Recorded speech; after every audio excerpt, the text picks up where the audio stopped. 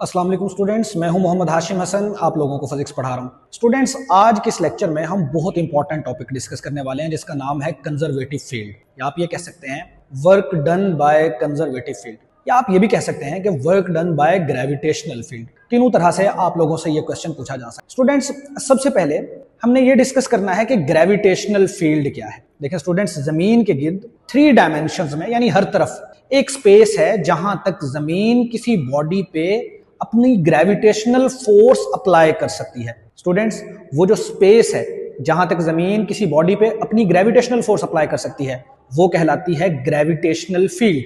तो gravitational field की definition इसी तरह से लिखी है, the space around the earth in which it exerts a force on a body is called gravitational field. Students, याद रखें, जमीन के चारों तरफ यानी 3 डायमेंशंस में जहां तक जमीन किसी बॉडी पे अपनी ग्रेविटेशनल फोर्स अप्लाई कर सकती है वो सारा रीजन, वो सारी स्पेस कहलाएगी ग्रेविटेशनल फील्ड। याद रखें कि जो ग्रेविटेशनल फील्ड है वो एक कंजर्वेटिव फील्ड है। अब सवाल ये पैदा होता है कि कंजर्वेटिव फील्ड क्या होती है।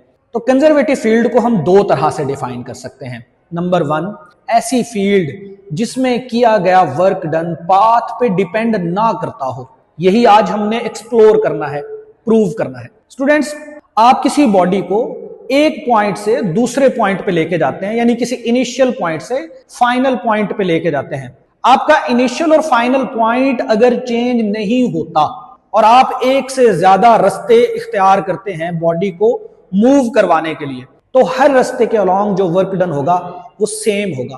इस तरह की फील्ड को कहा जाता है कंजर्वेटिव फील्ड। जैसे फॉर एग्जांपल, अगर हम एक बॉडी को पॉइंट ए से पॉइंट बी पे लेके जाते हैं, यानी इनिशियल पॉइंट ए है और फाइनल पॉइंट बी है, हम पहले एक रास्ता इख्तियार करते हैं। हम पहले पॉइंट ए से पॉइंट सी पे और फिर सी से फाइनली पॉइंट बी पे चले जाते हैं। एक रास्ता तो ये हो गया। दूसरा रास्ता देखें, हम पॉइंट ए से पॉइंट डी पे जाते हैं पहले और फिर डी से बी पे चले जाते हैं, तो दूसरा रास्ता ये हो गया। तीसरा रास्ता स्टूडेंट्स, ये कर्व्ड पाथ है, ये है तीसरा रास्ता। अगर आप देखें तो पॉइंट ए और पॉइंट बी यानी इनिशियल पॉइंट और फाइनल पॉइंट सेम है, लेकिन हम ये कैलकुलेट करेंगे और हम ये प्रूव करेंगे कि तीनों रास्तों के अलोंग वर्क डन की वैल्यू सेम आएगी। स्टूडेंट्स, इस तरह की फील्ड को कहा जाता है कंजर्वेटिव फील्ड। इसकी दूसरी डेफिनेशन ये है, the field in which work done along a closed path is zero is called conservative field. और ये भी हमने प्रूव करना है आज। देखें स्टूडेंट्स, अगर हम एक क्लोज्ड पाथ लेते हैं, यानी हम पॉइंट ए से चलते हैं और वापस घूम फिर के पॉइंट ए पे ही आ जाते हैं, ये क्लोज्ड पाथ है। क्लोज्ड पाथ के अलोंग वर्क डन की वैल्यू 0 होती है। ये 2 डेफिनेशंस हैं कंजर्वेटिव फील्ड्स की। ये दोनों आप लोगों को शॉर्ट क्वेश्चंस और ऑब्जेक्टिव्स के लिए याद होनी चाहिए। अब स्टूडेंट्स, यही बातें हमने आज प्रूव भी करनी है। आज का लेक्चर बहुत इंपॉर्टेंट है इस हवाले से। अब स्टूडेंट्स, आप लोगों ने 2 एग्जांपल्स भी हैं जो याद रखनी है कंजर्वेटिव फील्ड्स की। पहली है ग्रेविटेशनल फील्ड, यही आज का हमारा टॉपिक है। हमने आज प्रूव करना है कि ग्रेविटेशनल फील्ड एक कंजर्वेटिव फील्ड है। और दूसरी है इलेक्ट्रिक फील्ड। ये एमसीक्यू के लिए भी आप लोगों को याद होनी चाहिए।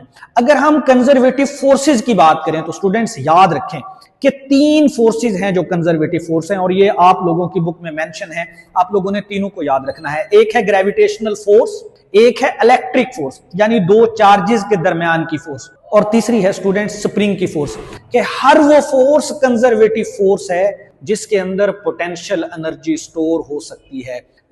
तो याद रखें कि ग्रेविटेशनल फोर्स की वजह से भी पोटेंशियल एनर्जी स्टोर हो सकती है, इलेक्ट्रिक फोर्स की वजह से भी पोटेंशियल एनर्जी स्टोर हो सकती है, और इलास्टिक फोर्स यानी जो स्प्रिंग फोर्स है उसके अंदर भी पोटेंशियल एनर्जी स्टोर हो सकती है। तो ये 3 एग्जांपल्स स्टूडेंट्स आप लोगों ने कंजर्वेटिव फोर्स की याद रखनी है और 2 एग्जांपल्स कंजर्वेटिव फील्ड्स की याद रखनी है, एक ग्रेविटेशनल फील्ड और दूसरी इलेक्ट्रिक फील्ड। अब स्टूडेंट्स, आगे बढ़ने से पहले हमने कुछ कन्वेंशंस हैं जो हम प्रीवियस लेक्चर्स के अंदर डिस्कस करके आए हैं। पहली कन्वेंशन ये है कि अगर फोर्स और डिस्प्लेसमेंट सेम डायरेक्शन में हो तो फिर किया गया वर्क डन पॉजिटिव होता है। यही लिखा हुआ है, that if displacement is in the direction of force then work done is positive. दूसरी कन्वेंशन स्टूडेंट्स याद रखनी है, if displacement is opposite to the force then work done is negative. और तीसरी कन्वेंशन आप लोगों ने याद रखनी है, if displacement is perpendicular to the force then work done is zero।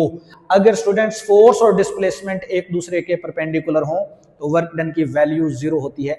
तो फिर मैं सजेस्ट आप लोगों को ये करूंगा कि अगर आप लोग डायरेक्ट इस वीडियो पे आए हैं तो लेक्चर नंबर 1 जरूर देखें, क्योंकि उसके अंदर हमने वर्क डन के बेसिक्स को कवर किया है। अब स्टूडेंट्स आज का हमारा मकसद ये है कि हमने जो ग्रेविटेशनल फील्ड है इसे प्रूव करना है कि ये एक कंजर्वेटिव फील्ड है। उसके लिए हमने एक सिचुएशन कंसीडर की है कि हम एक बॉडी को एक पॉइंट ए से पॉइंट बी पे लेके जाएंगे, लेकिन 3 मुख्तलिफ रास्तों के थ्रू, जो मैं पहले आप लोगों के सामने डिस्कस करके आया हूं। पहला रास्ता है पॉइंट ए से सी पे जाएंगे और फिर सी से बी पे जाएंगे। दूसरा रास्ता है पॉइंट ए से डी पे जाएंगे और फिर डी से बी पे जाएंगे। और तीसरा रास्ता एक कर्व्ड पाथ है, यानी हम पॉइंट ए से पॉइंट बी पे जाएंगे अलोंग अ कर्व्ड पाथ। तो स्टूडेंट्स यही बातें मैंने यहां पे लिखी हैं। Consider a body of mass m, फर्ज करें कि एक बॉडी है जिसका मास m है, is moved from point A to point B. उसे हम पॉइंट ए से पॉइंट बी पे लेके जाते हैं through 3 different paths in gravitational field as shown in figure. तो स्टूडेंट्स यहां पे आप डायग्राम को देखें अगर, तो ये जो ए डी लेंथ है या ये जो सी बी लेंथ है ये इक्वल टू है हाइट h के। ये भी पॉइंट आप लोगों ने याद रखना है। और दूसरा पॉइंट आप लोगों ने याद रखना है कि यहां पे जो फोर्स होगी वो होगी ग्रेविटेशनल फोर्स। और आपको पता है कि ग्रेविटेशनल फोर्स की डायरेक्शन हमेशा डाउनवर्ड होती है और न्यूटन सेकंड लॉ के मुताबिक F इक्वल होता है ma के, या फिर ग्रेविटेशनल फोर्स इक्वल होती है mg के। इसे हम वेट भी कहते हैं। तो फिर यहां से स्टूडेंट्स आप लोगों ने वेट की डेफिनेशन भी याद रखनी है। The gravitational pull on a body is called its weight. जो जमीन किसी बॉडी पे फोर्स लगाती है डाउनवर्ड डायरेक्शन में towards the centre of the earth, वो कहलाती है ग्रेविटेशनल फोर्स। और इसका फार्मूला आप लोगों ने याद रखना है, F is equal to mg। ये सारी बातें कैलकुलेशंस के अंदर काम आएंगी। तो स्टूडेंट्स एक बात है जो आप अपने जहनों में बिठा लें कि यहाँ पे जब भी हम फोर्स की वैल्यू पुट करेंगे तो वो ग्रेविटेशनल फोर्स होगी और ग्रेविटेशनल फोर्स की वैल्यू होगी mg के इक्वल। अब नेक्स्ट हमने इन तीनों पाथ्स के अलोंग वर्क डन कैलकुलेट करना है और हमने प्रूव करना है कि ग्रेविटेशनल फोर्स एक कंजर्वेटिव फोर्स है। उसके लिए सबसे पहले हम वर्क डन कैलकुलेट करेंगे अलोंग पाथ 1। एक दफा पाथ 1 को देख लें। देखें स्टूडेंट्स, पहले हम बॉडी को पॉइंट ए से पॉइंट सी तक लेके गए हैं और फिर सी से पॉइंट बी पे लेके गए हैं, यानी ये हमारा इनिशियल पॉइंट है और ये हमारा फाइनल पॉइंट है। तो हमने अब जो वर्क डन कैलकुलेट करना है वो वर्क डन होगा ए सी बी। तो यहां पे जो हमने वर्क डन कैलकुलेट करना है स्टूडेंट्स, वो वर्क डन है W A C B। और स्टूडेंट्स इस वर्क ए सी बी को हम लिख सकते हैं कि ये इक्वल है work A C plus work C B. इसे बोल देते हैं इक्वेशन नंबर 1। देखिए स्टूडेंट्स, अगर हम work A C B calculate करना चाहते हैं तो पहले हम वर्क कैलकुलेट करेंगे ए से सी तक का और फिर हम वर्क कैलकुलेट करेंगे सी से बी तक का। स्टूडेंट्स वर्क कैलकुलेट करने से पहले हम वर्क का फॉर्मूला एक दफा रिवाइज कर लेते हैं। क्या इक्वेशन थी वर्क की? स्टूडेंट्स वर्क इक्वल होता है W is equal to F D cos of theta. ये जनरल फार्मूला है। F से मुराद फोर्स है, D से मुराद डिस्प्लेसमेंट है और स्टूडेंट्स यहाँ पे ये जो थीटा है ये है फोर्स और डिस्प्लेसमेंट के दरमियान में एंगल। अब स्टूडेंट्स सबसे पहले हम वर्क कैलकुलेट करते हैं WAC। तो वर्क का वही फॉर्मूला है FD cos थीटा। लेकिन अब यहाँ पे ये जो F है स्टूडेंट्स, इसकी जगह पे हम लिखेंगे mg। मैंने अभी आपको बताया कि इस केस में जहां पे भी फोर्स का जिक्र आएगा, फोर्स की जगह पे हम mg पुट करेंगे और फोर्स की डायरेक्शन भी अपने जहनों में बिठा लें कि फोर्स की डायरेक्शन हमेशा डाउनवर्ड होगी। अब स्टूडेंट्स फोर्स के बाद हमने डिस्प्लेसमेंट लिखना है। अगर आप देखें तो A से C तक जब हम गए हैं तो ये जो AC लेंथ है ये डिस्प्लेसमेंट है, तो डिस्प्लेसमेंट की जगह पे हम लिखेंगे AC। और स्टूडेंट्स cos थीटा की जगह पे आएगा स्टूडेंट्स यहाँ पे 90 डिग्री। वजह क्या है 90 डिग्री की? क्योंकि देखें डिस्प्लेसमेंट की ये डायरेक्शन है और फोर्स डाउनवर्ड डायरेक्शन में है, यानी अगर ये डिस्प्लेसमेंट है और फोर्स नीचे की तरफ है, तो फोर्स और डिस्प्लेसमेंट के दरमियान में एंगल बन रहा है 90 डिग्री। और एक कन्वेंशन अभी हम पढ़ के आए थे, if displacement is perpendicular to the force then work done is zero. यहां पे अगर आप देखें तो वर्क ए सी इक्वल आ जाएगा mg इंटू ए सी, और cos 90 इक्वल होता है स्टूडेंट्स जीरो के। तो जीरो जब मल्टीप्लाई होगा तो पूरा फैक्टर, पूरी टर्म जीरो हो जाएगी, यानी जो वर्क ए सी है इसकी वैल्यू जीरो होगी। इसे हम बोल देंगे इक्वेशन लेट्स सपोज ए। अब स्टूडेंट्स हम इस इक्वेशन में वर्क ए सी तो कैलकुलेट कर चुके हैं, अब हमने वर्क सी बी कैलकुलेट करना है। तो अब हम वर्क सी बी कैलकुलेट करेंगे, W C B. Again work का जनरल फार्मूला क्या है, एफ डी कॉस थीटा।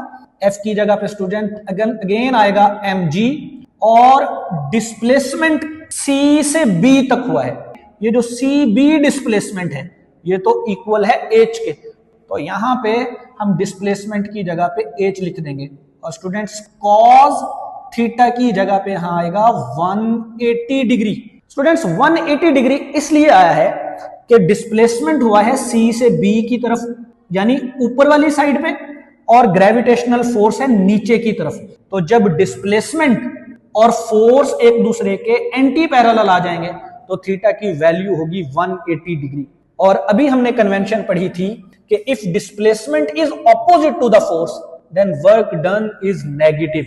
इस सिचुएशन में स्टूडेंट्स जो वर्क डन आएगा वो नेगेटिव आएगा। वजह क्या है, M ji H as it is आ जाएगा, और cos 180 इक्वल होगा -1 के। तो स्टूडेंट्स जो वर्क सी बी है, वर्क सी बी ये इक्वल आ जाएगा -mgh। इसे बोल देते हैं इक्वेशन बी लेट सपोज।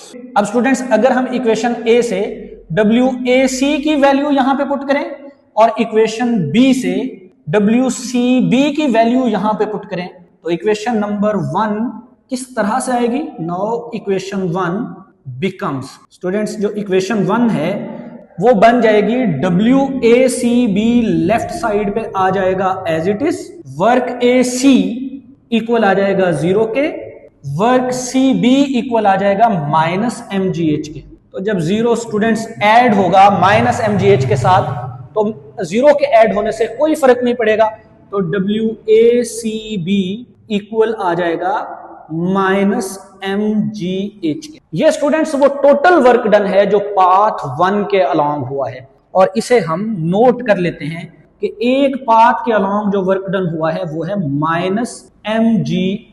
यहां पे स्टूडेंट्स एक और बहुत अहम बात है जो आप लोगों ने नोट करनी है, और वो ये कि जो हॉरिजेंटल एलिमेंट है ना पाथ का A से C, देखिए ये हॉरिजेंटल एलिमेंट है, इसके अलोंग हुआ वर्क डन 0 है। तो यहां से आप लोगों ने एक बहुत इंपॉर्टेंट ऑब्जेक्टिव याद रखना है कि ग्रेविटेशनल फोर्स हॉरिजेंटल एक्सिस के अलोंग कोई वर्क डन नहीं करती, और ये हम आगे जाके भी एक दफा फिर प्रूव करने वाले हैं। स्टूडेंट्स अब हमने वर्क डन कैलकुलेट करना है अलोंग पाथ 2। पाथ 2 देखें, पाथ 2 है ADB, यानी पहले हम A से D तक बॉडी को लेके जाएंगे और फिर D से B तक लेके जाएंगे।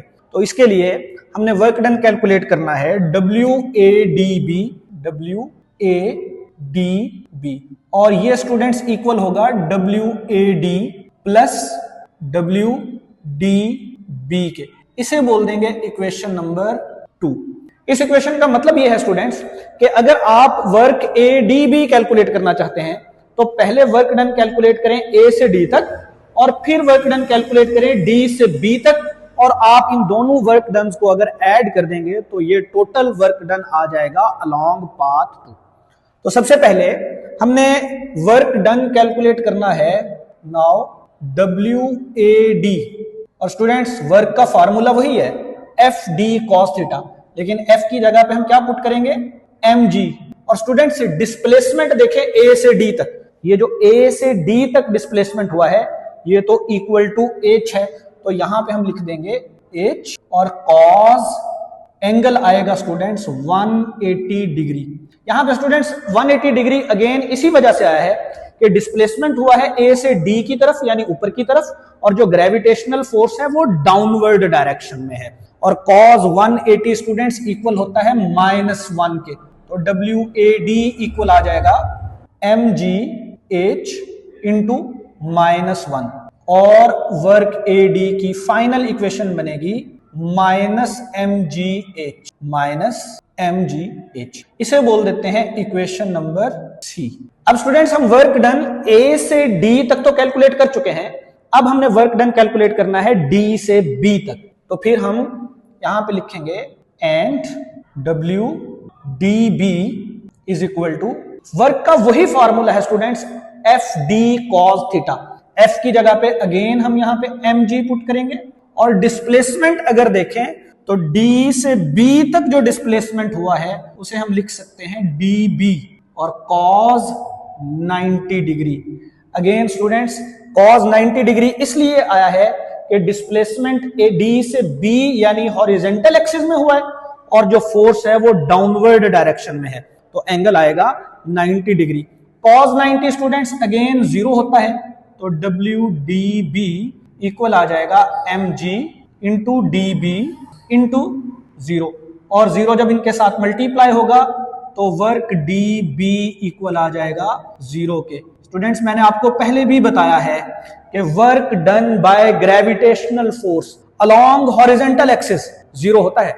यही हमने दोबारा भी प्रूव कर दिया है। देखें स्टूडेंट्स, dB जो लेंथ है ये हॉरिजॉन्टल एक्सिस में है यानी एक्स एक्सिस में है, यानी ये जमीन के पैरेलल है और ग्रेविटेशनल फोर्स की वजह से जमीन के पैरेलल एक्सिस में कोई वर्क डन नहीं होता।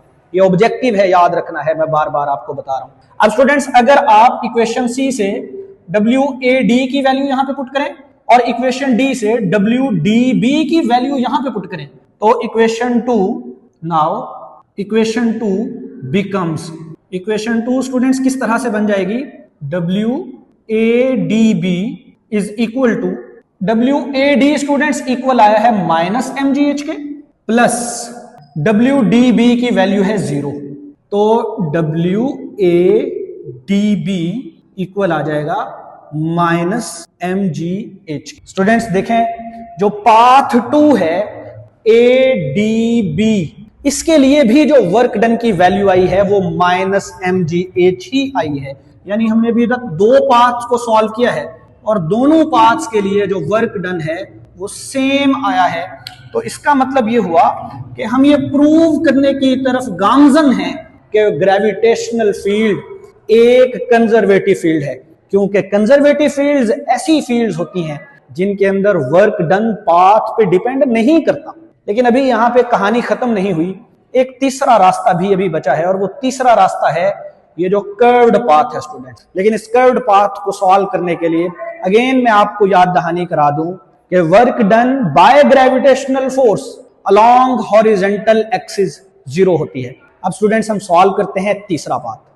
जी स्टूडेंट्स, जो तीसरा रास्ता था वो एक कर्व्ड पाथ है और ये मैंने यहां पे दोबारा वो कर्व्ड पाथ बना दिया है और हमें याद है कि A से B तक की जो हाइट है इसे हमने h बोला था। अब स्टूडेंट्स ये एक कर्व्ड पाथ है और कर्व्ड पाथ को सॉल्व करने के लिए हम इसे छोटे छोटे से कंपोनेंट्स में तोड़ेंगे। किस तरह से तोड़ेंगे, यहां से अगर हम देखें तो इसे हम इस तरह से हॉरिजॉन्टल एक्सिस और वर्टिकल एक्सिस में इस पूरे के पूरे रास्ते को तोड़ लेंगे। ये बिल्कुल सीढ़ियों की तरह बन जाएगा, ये इस तरह से। अब अगर आप इन सीढ़ियों को देखें या इस रास्ते को देखें जो मैंने कंपोनेंट्स बनाए हैं, तो यहाँ पे दो तरह के कंपोनेंट्स आपको नजर आ रहे होंगे। एक हॉरिजॉन्टल एक्सिस में ये जो लेंथ है स्टूडेंट्स, ये लेंथ, इसी तरह ये लेंथ, इसी तरह ये लेंथ, इसी तरह ये लेंथ, ये स्टूडेंट्स हॉरिजॉन्टल पाथ एलिमेंट है। और अभी हम ये पीछे प्रूव करके आए हैं कि हॉरिजॉन्टल एक्सिस के अलोंग ग्रेविटेशनल फोर्स कोई वर्क डन नहीं करती। तो फिर स्टूडेंट्स याद रखें कि इनको सॉल्व करने की जरूरत ही नहीं है। जो वाई एक्सिस में कंपोनेंट्स हैं उन्हें हमने सॉल्व करना है। जैसे ये जो लेंथ एलिमेंट है, ये लेंथ एलिमेंट है, ये लेंथ एलिमेंट है। स्टूडेंट्स ये जो वाई एक्सिस में कंपोनेंट्स हैं डिस्प्लेसमेंट के, हमने इन्हें सॉल्व करना है। लेकिन इनको सॉल्व करने से पहले हम इनको कुछ नाम दे देते हैं। जैसे ये जो पहला कंपोनेंट है वाई एक्सिस में, इसे स्टूडेंट्स हम बोल देंगे डेल्टा y1। जो दूसरा एलिमेंट है इसे हम बोल देंगे डेल्टा y2।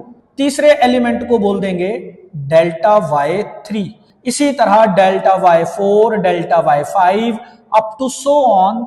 और ये जो आखिरी लेंथ एलिमेंट है y एक्सिस में, इसे स्टूडेंट्स हम बोल देंगे डेल्टा yn। अब स्टूडेंट्स करना ये है कि हमने इन सब पाथ एलिमेंट्स के लिए अलग अलग से वर्क डन कैलकुलेट करना है। जब हम ये कर चुकेंगे तो हमने सबको ऐड करना है, और ऐड करने के बाद हमें टोटल वर्क डन मिल जाएगा पॉइंट ए से पॉइंट बी तक। तो सबसे पहले हमने वर्क डन कैलकुलेट करना है, work done along delta y1। Students work done का वही फॉर्मूला है W is equal to F D cos theta, लेकिन हम डेल्टा y1 के लिए कैलकुलेशंस कर रहे हैं, तो यहां पे हम लिख देंगे W1 is equal to F D cos theta में f की जगह पे अगेन mg लिखेंगे, f के बाद डिस्प्लेसमेंट एफ डी की जगह पे स्टूडेंट्स हम लिखेंगे डेल्टा y1, और कॉस थीटा की जगह पे स्टूडेंट्स हम लिखेंगे कॉस 180 डिग्री। यहां पे भी समझ लें कॉस 180 इस वजह से आया है कि हम इस पॉइंट से इस पॉइंट पे गए हैं, तो जो डिस्प्लेसमेंट है वो अपवर्ड डायरेक्शन में है और ग्रेविटेशनल फोर्स डाउनवर्ड डायरेक्शन में है। तो जब फोर्स और डिस्प्लेसमेंट एक दूसरे के ऑपोजिट हों, यानी एक दूसरे के एंटी पैरेलल हों, तो एंगल बनता है 180, और स्टूडेंट्स cos 180 इक्वल होता है -1 के। तो फिर हम लिखेंगे W1 is equal to mg into delta y1, और cos 180 की जगह पे आ जाएगा -1, तो W1 इक्वल आ जाएगा -mg इंटू डेल्टा y1 के। ये आ गया हमारे पास स्टूडेंट्स W1 की वैल्यू। अब हमने कैलकुलेट करनी है work done along delta y2, work done along delta y2। और स्टूडेंट्स ये कैलकुलेट करने के लिए अब हमें दोबारा कैलकुलेशंस करने की जरूरत नहीं है, हम इसी इक्वेशन को देख के इक्वेशन बना लेते हैं। W2 is equal to -mg delta y3। इसी तरह स्टूडेंट्स डेल्टा y3 के लिए जो वर्क डन होगा वो भी हम लिख सकते हैं इन्हीं इक्वेशंस को देख के, और उसकी वैल्यू बनेगी W3 is equal to -mg delta y, ये डेल्टा y2 है, सॉरी, डेल्टा y3। और इसी तरह स्टूडेंट्स डेल्टा y4 के लिए हम इक्वेशन लिख सकते हैं W4 is equal to -mg delta y4। W5 के लिए हम इक्वेशन लिख सकते हैं W5 is equal to -mg delta y5। इसी तरह करते करते डेल्टा yn के लिए सिमिलरली Wn इक्वल आ जाएगा स्टूडेंट्स -mg डेल्टा yn के। तो हम इस मकसद में कामयाब हो गए हैं कि हमने हर पाथ एलिमेंट के लिए अलग अलग से वर्क डन कैलकुलेट कर लिया है, लेकिन हमारा मकसद है हमने पॉइंट ए से पॉइंट बी तक का वर्क डन कैलकुलेट करना है। ऐसा करने के लिए हम इन सारे वर्क डन को ऐड कर देंगे, तो हम लिखेंगे total work done, total work done along path 3। ये हमें पाथ 3 का वर्क डन मिल जाएगा स्टूडेंट्स, और पाथ 3 के वर्क डन को हम क्या बोल रहे हैं, WAB, यानी ये हमें पॉइंट ए से पॉइंट बी तक का वर्क डन मिल सकता है अगर हम W1 plus W2 plus W3 up to so on plus Wn कर दें। तो अब स्टूडेंट्स हमने W1, W2, W3, Wn की वैल्यूज इस इक्वेशन में पुट करनी है। अब ऐड करते हुए अगर आप देखें तो W1 के अंदर भी -mg है, W2 के अंदर भी -mg है, W3 के अंदर भी -mg है, इसी तरह Wn के अंदर भी -mg है। तो ये वो फैक्टर है स्टूडेंट्स जिसे हम ऐड करते हुए कॉमन ले सकते हैं। तो WAB इक्वल आ जाएगा -mg, कॉमन ले लिया स्टूडेंट्स, सब में मौजूद था -mg, कॉमन ले लिया, इसमें से बच गया डेल्टा y1 प्लस इसमें से बच गया डेल्टा y2 प्लस इसमें से बच जाएगा delta y3 and up to so on plus delta yn। देखिए स्टूडेंट्स ये हमने सारे वर्क डन को ऐड कर दिया है। अब आपने सिर्फ और सिर्फ ब्रैकेट पे गौर करना है। ये जो ब्रैकेट है इसके अंदर देखें delta y1 plus delta y2 plus delta y3 plus delta yn, ये सब ऐड हो रहा है। डायग्राम की तरफ वापस आए, देखें स्टूडेंट्स अगर हम इस delta y1, delta y2, delta y3, delta y4 इन सारे y कंपोनेंट्स को ऐड कर दें तो ये इक्वल आएंगे इस हाइट के। तो इस पूरी ब्रैकेट की जगह पे हम लिख सकते हैं h, तो क्या इक्वेशन बनेगी, WAB is equal to -mgh।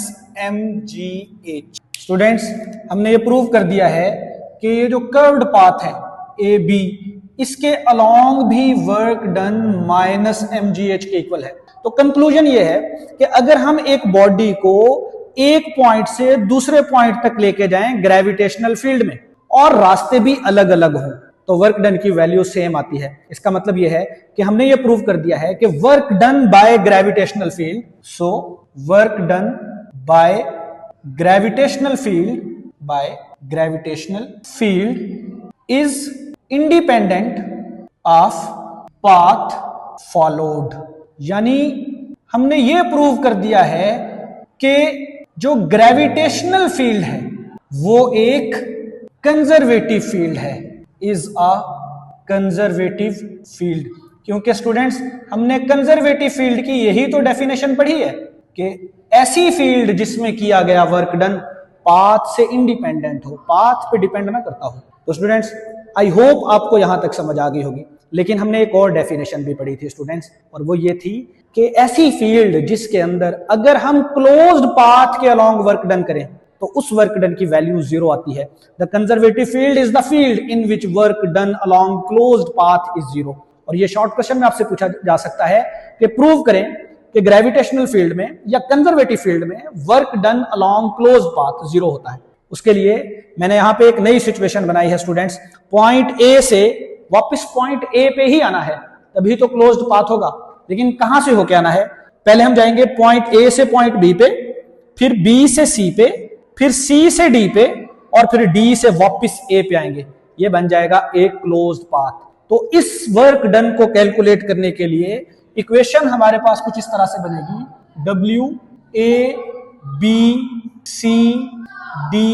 WABCDA, यानी ए से बी पे, बी से सी पे, सी से डी पे, और फिर डी से ए पे जाएंगे तो टोटल वर्क डन बन जाएगा अलोंग क्लोज्ड पाथ।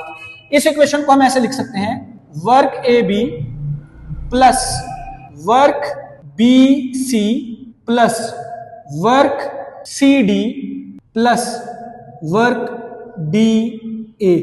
अगर हम ये चारों वर्क डन कैलकुलेट कर दें और इनको ऐड कर दें तो ये हमारे पास बन जाएगा WABCDA, यानी work done along closed path. अब हमने बारी बारी इन चारों वर्क डन को कैलकुलेट करना है और फिर इस इक्वेशन में पुट करेंगे और हम देखेंगे कि work done along closed path 0 आता है या नहीं आता। तो सबसे पहले स्टूडेंट्स हम वर्क डन कैलकुलेट करेंगे AB, WAB। ये इक्वल आएगा स्टूडेंट्स FD cos थीटा के, और F की जगह पे हमने लिखना है mg। स्टूडेंट्स FD, D की जगह पे हम लिखेंगे AB और cos 90 degree. Students cos 90 degree इसी वजह से आया है क्योंकि जब हम A से B की तरफ जा रहे हैं तो डिस्प्लेसमेंट की ये डायरेक्शन है और ग्रेविटेशनल फोर्स डाउनवर्ड डायरेक्शन में होता है। ये हमने पहले भी डिस्कस किया है। cos 90 स्टूडेंट्स इक्वल होता है 0 के, तो वर्क AB की वैल्यू हो जाएगी 0। अब स्टूडेंट्स हमने कैलकुलेट करना है work BC, WBC। Formula students वही है वर्क डन का, FD cos थीटा। F की जगह पे लिखेंगे mg। स्टूडेंट्स डिस्प्लेसमेंट B से C तक जो डिस्प्लेसमेंट हुआ है वो है h, तो यहां पे हम लिख देंगे h, और स्टूडेंट्स cos 180 डिग्री आएगा। यहाँ पे cos 180 क्यों आया है, क्योंकि B से C की तरफ जा रहे हैं तो डिस्प्लेसमेंट ऊपर की तरफ है और ग्रेविटेशनल फोर्स डाउनवर्ड डायरेक्शन में है। cos 180 स्टूडेंट्स -1 के इक्वल होगा।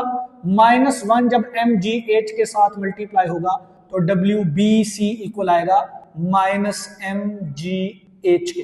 अब स्टूडेंट्स नेक्स्ट हमने वर्क डन कैलकुलेट करना है WCD, CD। वही वर्क का फॉर्मूला है FD cos theta.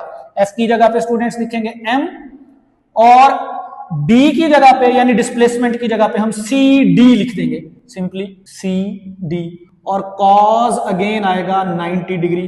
Students cos 90 इसी वजह से आया है क्योंकि displacement along the horizontal axis है और ग्रेविटेशनल फोर्स डाउनवर्ड डायरेक्शन में है, तो एंगल बनेगा cos 90।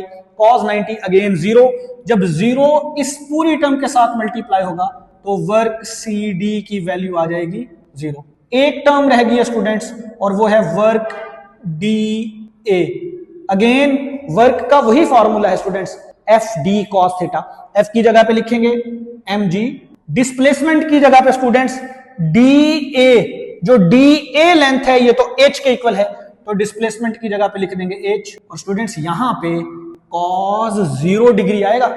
कॉस 0 डिग्री इस वजह से आया है स्टूडेंट्स, थीटा की वैल्यू 0 डिग्री इस वजह से आई है क्योंकि अब डिस्प्लेसमेंट भी डाउनवर्ड डायरेक्शन में है, डी से ए की तरफ यानी नीचे की तरफ डिस्प्लेसमेंट भी डाउनवर्ड डायरेक्शन में है और ग्रेविटेशनल फोर्स भी डाउनवर्ड डायरेक्शन में है।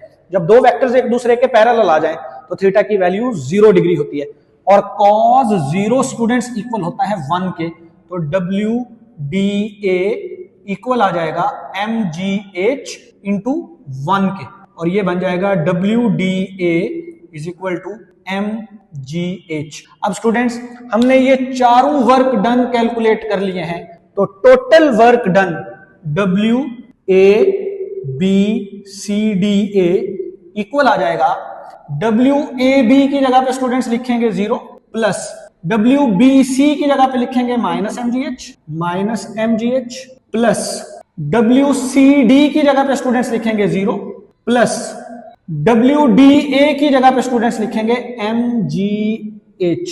अब देखें स्टूडेंट्स ये माइनस एम जी एच है और ये प्लस एम जी एच है, ये भी दोनों एक दूसरे से कट जाएंगे, तो W A B C D A equal आएगा 0 के।